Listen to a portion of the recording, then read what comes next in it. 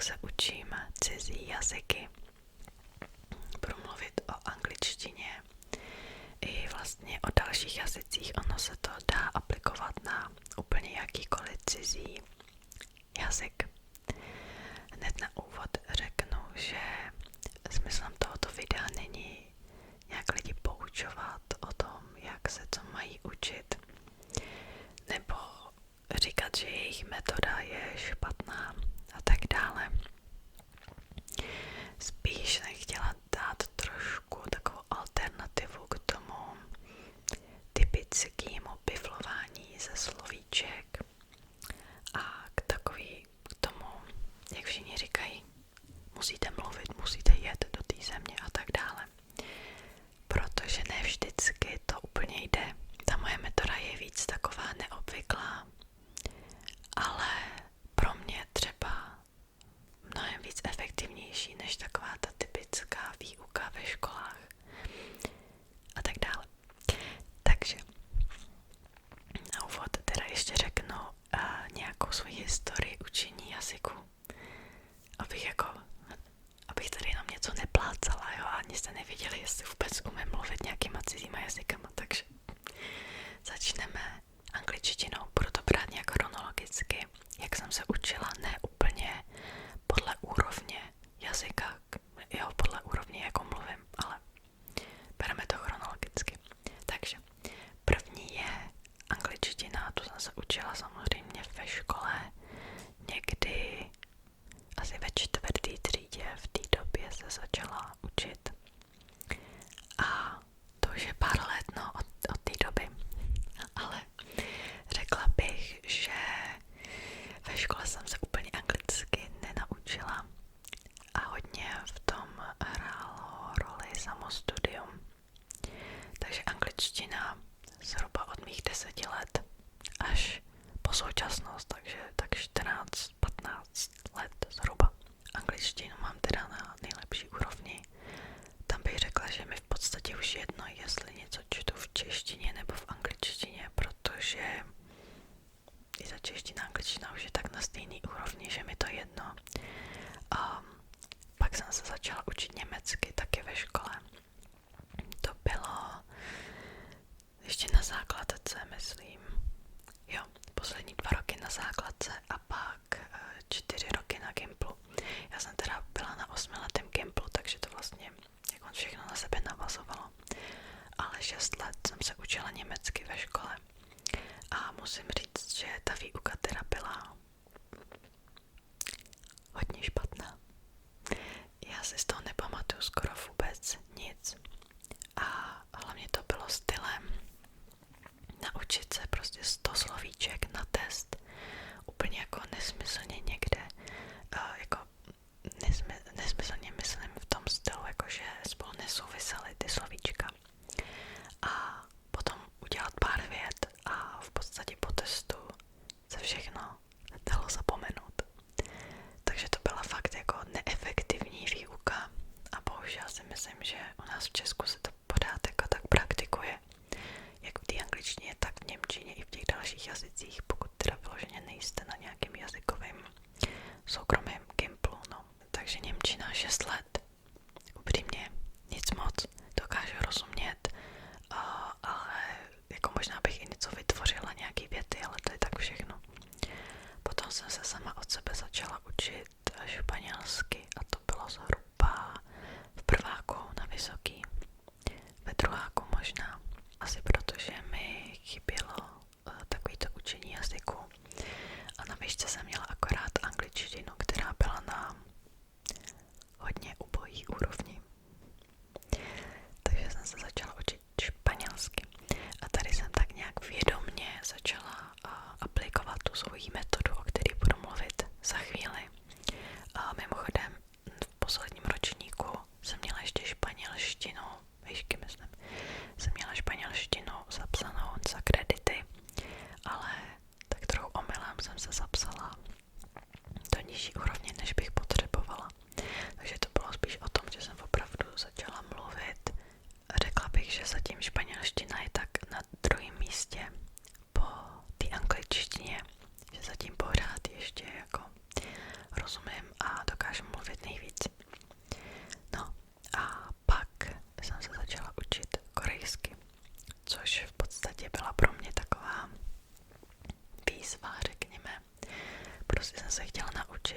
cizí jazyk a ta korejština mi přišla taková líbivá. A to bylo zhruba před 2,5 rokem. A učím se do dneška v podstatě. A s tím, že jsem teda ještě měla v Soulu vyloženě hodiny korejštiny, večerní hodiny vždycky od 7 večer do 9, 4krát v týdnu. A ta výuka byla strašně zajímavá v tom, že jsme na ní vůbec nemluvili anglicky, ani jako jiným jazykem. To byla hodina opravdu pro začátečníky. Fakt jako pro úplně začátečníky a vůbec na nás nemluvili anglicky. A k tomu se dostanu, ale právě tím, že vlastně na nás nemluvili vůbec jiným jazykem, tak to bylo strašně prospěšný a opravdu ty hodiny mi daly hrozně moc. Tím se vlastně dostáváme do současnosti, takže teď se aktivně učím v podstatě jenom korejsky. A v angličtině se pořád zlepšuju, ale to už je taková jako spíš pasivní nějaký jako nasávání informací. Rozhodně by to nebylo tak, že bych si hledala novou slovní zásobu nebo tak nějak. No, měli bychom se dostat k tomu, o co tady vlastně jde. Spousta lidí říká, že se nedokážete naučit jazyk tak jako malé dítě, jako miminko. Ale zároveň si neuvědomují, že v podstatě jakýkoliv dospělý, nebo aspoň ve školách třeba, takže i větší děti, se učí úplně jinak.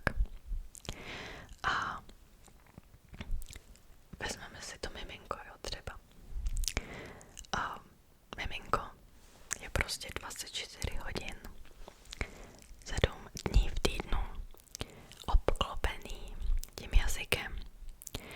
Ať je to od jejich rodičů, nebo z televize, z rádia, všude v obchodě, všude je obklopen tím jazykem. Když se větší dítě učí jazyk, tak je to buď to pár hodin, třeba týdně někde ve škole, nebo pár hodin denně jako dospělí, pokud vyloženě tomu věnujete čas. Takže se to vůbec nedává srovnávat tohle. A zároveň se miminko neučí bez žádný jako překlady. My jsme strašně zvyklí asi i ze škol a všechny vyučovací materiály jsou na tom postaven. Učit se přes překlady. Podle mě je to zbytečné. Já se k tomu dostanu. Ono bohužel se tomu jako někdy nevyhnete, protože jak říkám, všechny ty vyučovací materiály jsou postaven na tom, že umíte jeden jazyk a ten strojově někdy úplně nesmyslně překládáte do jiného jazyka. Tak, teď už jsem trochu nakousla. Jak se já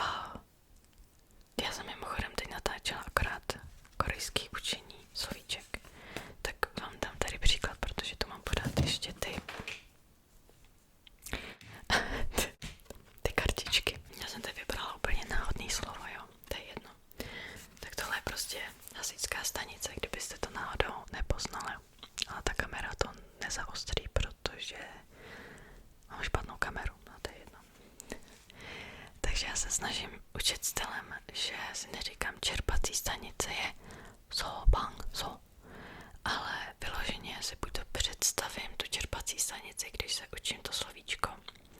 Nebo si udělám takovouhle krásnou kartičku, ale upřímně já jsem na to docela líná a tyhle kartičky dělám jenom proto, protože natáčím video se slovíčky, takže obvykle prostě jenom si představím tu danou věc, ten daný pocit.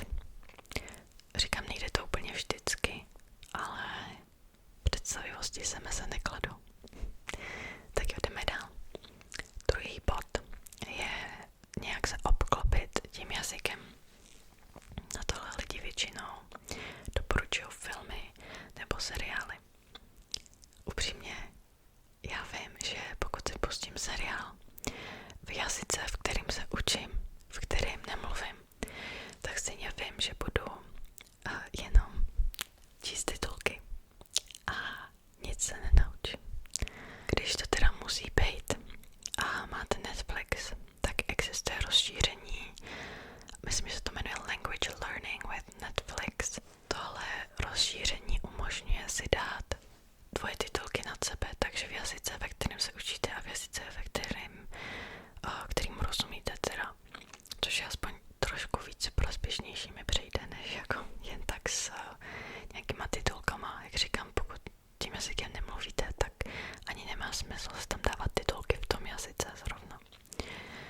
Ale nevím, no já to úplně jako nepoužívám. Já jsem líná na tohle a rozčiluje mě to, když tomu nerozumím. Ale tak chtěla jsem to zmínit. Já teda spíš doporučuju hudbu, případně nějaký podcasty, možná ještě rádio je taky super. Pokud dokážete naladit rádio v tom jazyce, tak je to výborné, protože rádio je takový jako pasivní, vlastně to skoro ani nevnímáte, ale zároveň ten mozek aspoň něco, nějaký informace si ukládá, i když tomu nerozumíte ze začátku. A tohle je třeba i super na takový jako organický nasádí té gramatiky. Většinou asi jako moc slovíček z toho nepochytíte, ale ta gramatika se dá poměrně dost, protože si začnete všímat jako jo, tak tohle většinou je jako na konci věty, i takový slovosled se z toho snadno dá vypozorovat. Takhle většinou končí to sloveso, když se mluví třeba ve třetí osobě a tak dále. Teď mluvím třeba o španělštině nebo němčině nebo tak. A je to opravdu výborné. Já bych řekla, že tak 40% ty gramatiky nějak jako nasajete, ani o tom nevíte. A to jsem třeba měla se španělštinou. Potom některé ty jazyky, pokud jsou extrémně jiný, jako třeba ta korejština, tak samozřejmě tam je toho míň. Taky si člověk jako začne všímat jako na co končí věty a tak dále. Je to trochu horší. A gramatika teda tam jako bohužel musím většinou aplikovat takovou tu tradiční metodu. Výborné jsou nějaký jako stroje, kde vám tu gramatiku vysvětlí, třeba i s příkladama. Těch zdrojů není úplně moc. Já třeba na svoji korejštinu na to nedám dopustit, mám Talk to Me in Korean, ale třeba v té angličtině moc nevím. To samozřejmě k tomu dávám nějaký tipy na závěr ohledně jako aplikací, ohledně nějakých výukových materiálů a tak dále. K tomu se dostaneme. A na závěr, teda jako třetí kategorie, jsem tam dala výslovnost. Ta výslovnost upřímně to mám jako problémy docela dost. Já se opravdu snažím nějak eliminovat svůj přízvuk, chci, aby to znělo jako co nejlíp, což je běh na dlouhou trať. Jak říkám, hodně ta výslovnost se dá nasát zase, jo, z těch jako z té hudby, podcastu a tak dále. Ale to opravdu se člověk musí natrénovat a říkat ty slova nahlas a opravdu to půjde hodně těžko. Já si pamatuju třeba, já jsem měla strašný problémy i v češtině, já jsem neuměla mluvit zhruba do svých jako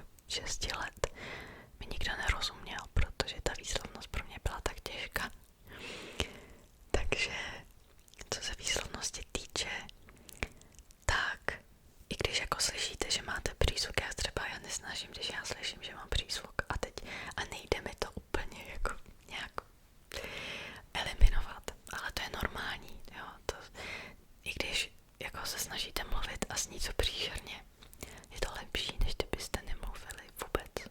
Musíte si uvědomit, že třeba těm dětem to trvá opravdu 5 let, nebo minimálně tak 4 roky, než se opravdu naučí mluvit v tom jazyce, takže jako nevadí, když prostě máte přízvuk, jo.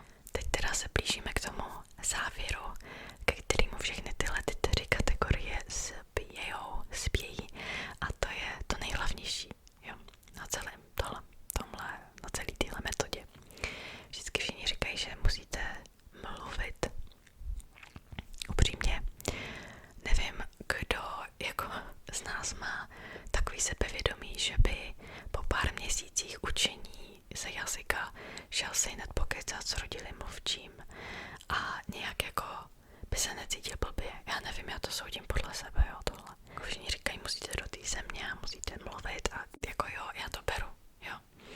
Ale moje metoda je naučit se v tom jazyce myslet. Teď, jak to udělat, co mám na mysli. A musíte opravdu ten mozek donutit, aby přestal myslet v těch nesmyslných překladech, o kterým jsem tady mluvila. A opravdu donutit, aby začal používat ten jazyk jako svůj, jako vnitřní hlas. Dává to smysl, doufám, že to dává smysl. Tohle vůbec není jednoduchý, protože ten mozek, jemu se vyloženě nechce. On prostě zná ten svůj jazyk a nechce jako myslet v nějakým jiném jazyce. Není to jednoduchý, ale dá se to zvládnout. Tohle je vlastně celý moje tajemství, proč jsem se naučila anglicky tak dobře, protože dokážu v angličtině myslet. Dokážu v ní automaticky jako reagovat, jednat, psát. Hodně třeba spolužáci moji psali anglické slohy a dělali to tak, že si to napsali v češtině a to pak přeložili. Dejte smysl, proboha. Tohle nedělejte, fakt jako zkuste se donutit v tom jazyce rovnou myslet. A ono, jakmile se v tom jazyce naučíte myslet, tak všechno jako půjde najednou extrémně snadno. To já se teda snažím i v těch ostatních jazycích, ale jak říkám, je to těžký. Teď nějaký tipy, jak to docílit. Pokud jste úplně začátečníci, tak co já ráda dělám je, že pojmenovávám věci kolem sebe. Takže třeba sklenice, lampa, zápisník, propiska. Tímhle stylem třeba najednou zjistíte, že spousta slovíček, který nevíte jak říct. A tady teda doporučuji opravdu ten slovník. Jak říkám, tomu slovníku se nevyhnete, obzvlášť pokud se učíte sami. A je to prostě jako jinak se to naučit nejde, jo, v takovýchhle situacích. Musíte znát prostě ta slovíčka taky.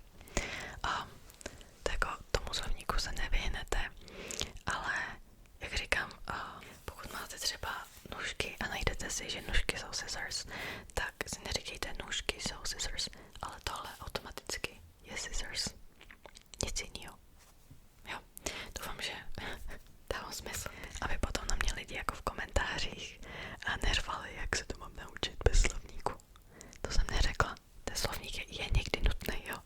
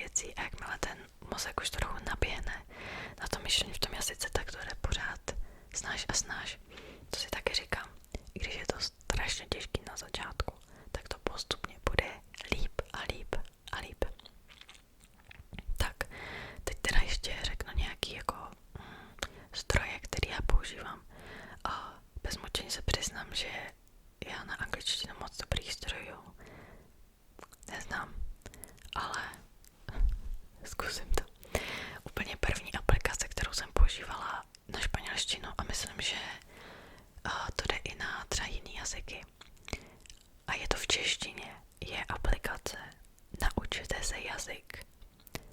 A potom třeba angličtina, naučte se jazyk, korejština, naučte se jazyk, španělština. Je to teda v češtině, je to od společnosti Course SL. A tahle aplikace je výborná v tom, že tam máte ty slovíčka, tu slovní zásobu. Samozřejmě tam máte ten překlad, tomu se nevyhnete, ale zároveň je tam obrázek. Takže já místo, abych si spojila to slovíčko s tím překladem, tak si to spojím s tím obrázkem. Funguje to výborně, jsou na to tam i nějaké cvičení, napsaní a tak dále. A to mi strašně pomohlo třeba v té španělštině, ale jak říkám, tohle jde i na angličtinu. A v podstatě nikoho nezabije, třeba 5 minut denně si učit slovíčka nebo opakovat, nebo tak nějak. A potom jsem chtěla zmínit Duolingo. Já moc Duolingo nepoužívám z toho důvodu, že jsou tam takový neúplně přirozen věty většinou, ale na nějaký ty základy, jako proč ne, oni, já nevím, jestli mají úplně jako rodilý mluvčí, co dělají ty věty, protože někdy opravdu ty věty zní strašně nepřirozeně, ale na ty základy, proč ne, je to vlastně snadno dostupný, proč ne. A potom teda používám Lingodeer, to je určitě na asijský jazyky. Já jsem to stávala v dobách, kdy tam fakt byla jenom korejština, japonština a čínština, ale myslím, že teď i přidali další jazyky. Ale je to teda v angličtině, je to přes angličtinu. A já se všechny jazyky jako další učím přes tu angličtinu, takže to je jenom jako takový varování. Výborná aplikace, umí vysvětlit gramatiku, takže opravdu to člověk pochopí. Je tam spousta procvičování právě na ty slovíčka a obecně jako dobrá aplikace. A potom toto jsem si taky napsala na YouTube, English Class 101, Korean Class 101 a tak dále, taky v angličtině, ale některé ty lekce jsou docela dobrý, bych řekla. Oni mají i jako učení angličtiny přímo. Někdy, jak říkám, moc jako o angličtině, jak se učí, nevím, ale koukala jsem se na to jejich hodinu v angličtině a docela dobrý. A to je asi všechno, ještě jsem se sem napsala ty rádia, že jsou dobrý, že je dobrý mít aplikaci, já jsem tu měla třeba rádio España, španělský rádia, to bylo výborné. Tak, na závěr, úplně na závěr, bych chtěla říct třeba, jaký má důvod i proč já se učím jazyky, možná jsem tohle měla říct na začátku úplně, a to je jedno, tímhle si to uzavřeme. A mimochodem, když jsem byla na střední, tak pořád nám vtloukali do hlavy, musíte se učit anglicky, musíte se učit německy, protože dostanete lepší práci, dostanete lepší, líp placenou práci. Upřímně mě tohle nenamotivovalo ani trochu. Mně to bylo úplně šumák.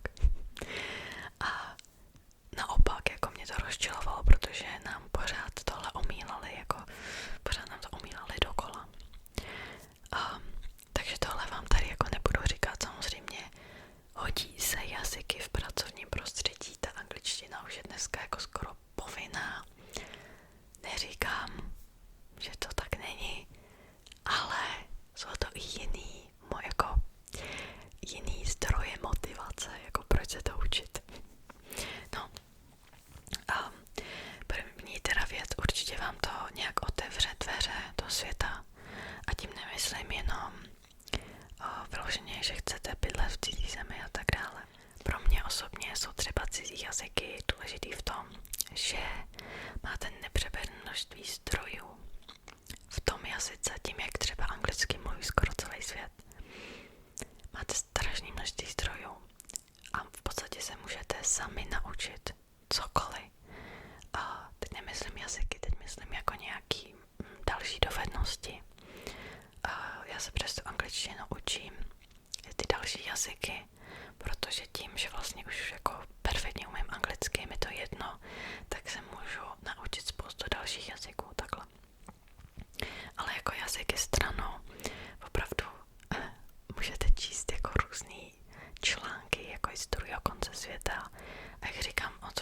souvisí opravdu. Dokáže vám to nějak otevřít dveře jiným způsobem myšlení, než se třeba nutně je to český. A možná se v tom i dokážete najít.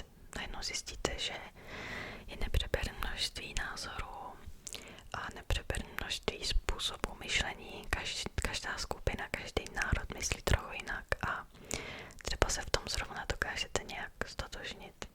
A zjistíte, že úplně ta česká mentalita, to české myšlení vám v některých věcech, v některých aspektech života úplně nesedí. A tak nějak dokážete najít sami sebe. Tak, abych tady úplně neskončila nějak filozoficky, tak ještě asi bych měla říct, že ne každému úplně to učení jazyku sedí. Ne každému bude sedět ta metoda, kterou jsem tady říkala. Jsou lidi, co opravdu se rádi učí tím tradičním způsobem. Ale jak říkám, já třeba tohle nějak aplikuju na to, jak jsem měla vlastně tu výuku jenom v té korejštině. Tak jo, v tom solo, jak jsem říkala už na začátku videa, kdy vlastně se nemluvilo žádným jiným jazykem, tak mi to neskutečně pomohlo. Mně to pomohlo. Byli tam lidi, to byla malá skupinka lidí, jo, protože nás rozdělili do skupin asi, já nevím, do tak po 15 lidech, možná ještě míň. Byli tam lidi, co byli opravdu nešťastní a opravdu potřebovali ten překlad a potřebovali nějak jako rozumět a potřebovali ten tradiční způsob. Já si pamatuju, že tam byla spolužačka, který to vyloženě nesedělo a kdykoliv si učitelka na něco zeptala, tak nevěděla vůbec nic. Možná to bylo taky tím, že jsem moc neučila jako sama potom ty slovíčka, nevím. Každopádně byla opravdu nešťastná z toho a někteří studenti i vyloženě odešli z té hodiny. I když to bylo pro začátečníky, tak to nezvládali. I třeba lidi, co nestudovali, co tam pracovali a co ten jazyk opravdu jako potřebovali k nějakému žití, k nějakému vůbec jako fungování ve společnosti. Nezvládali to. Jako někdy to opravdu nejde. Ty začátky jsou vždycky těžký. Úplně u každého jazyka. Tak.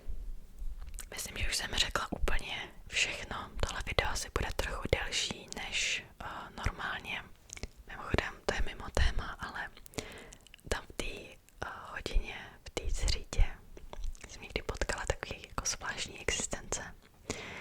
A možná bych mohla udělat video někdy jako příběh z Koreje, protože to bylo opravdu velké množství těch jako bizárů, bych někdy řekla až. No to uvidíme časem třeba. Mimochodem já jsem od minulého videa trochu vylepšila osvětlení. Mám tady různý stolní lampy a tak podobně. A velký problém je v tom, že já mám 2 lampy a každá má úplně jinou jako teplotu. Ty bílý. Ale doufám, že to nevadí úplně. Minulý můj český video byl docela průšvih, co se týče osvětlení, tak tohle asi je lepší, než jak to bylo. No. Tak jo, teď už se opravdu s váma rozloučím a mějte se hezky.